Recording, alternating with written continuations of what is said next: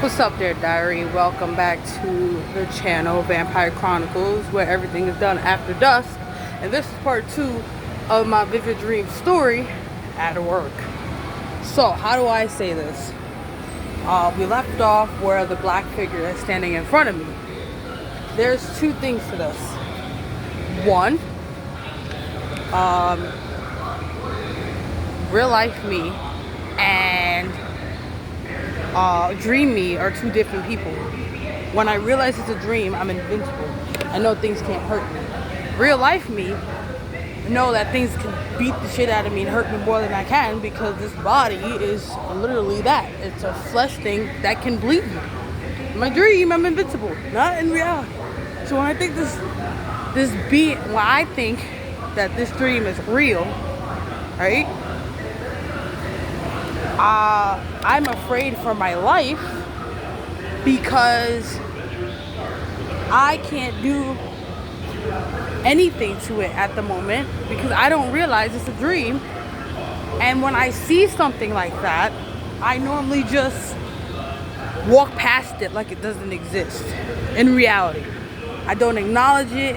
I don't do nothing to it. I try to walk past it and, get on with my day.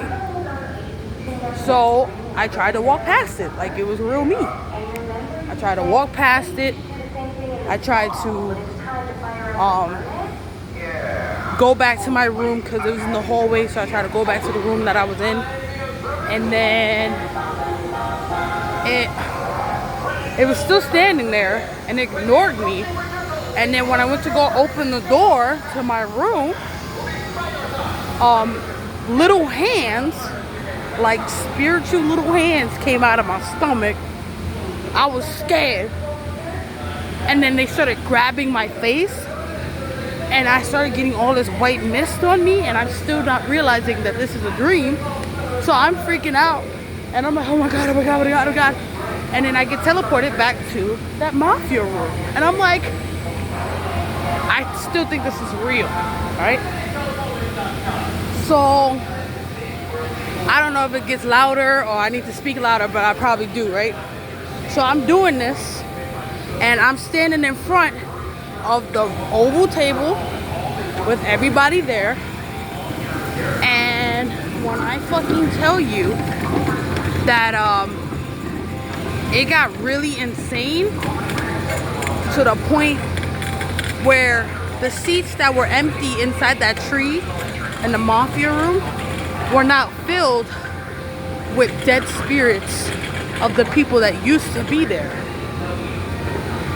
So mind you, I'm afraid for my life because I think this is all real. And the spirit hands that were in my stomach are gone, and all the spirits that are sitting before me were mad. And they were like, so, this is exactly what they said. They said, so, you thought you could just rig up my chair and get on and get one over me, eh? And I'm like, no, you're dead. And he was like, you think I give a shit? And I was like, and I was so scared. I started crying. I was like, no, this can't be real.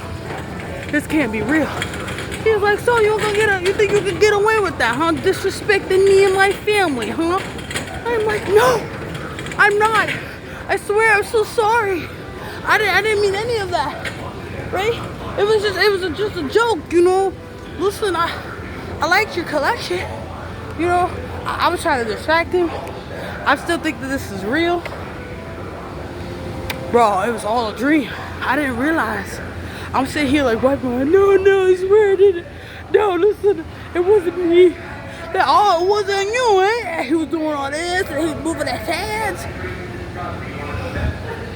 Come to find out, he turned around, and I'm not even joking. It was like one of those old mafia movies, because when I first saw him, he was turned around in his chair, and then when he said so, he turned back, he turned around in his chair.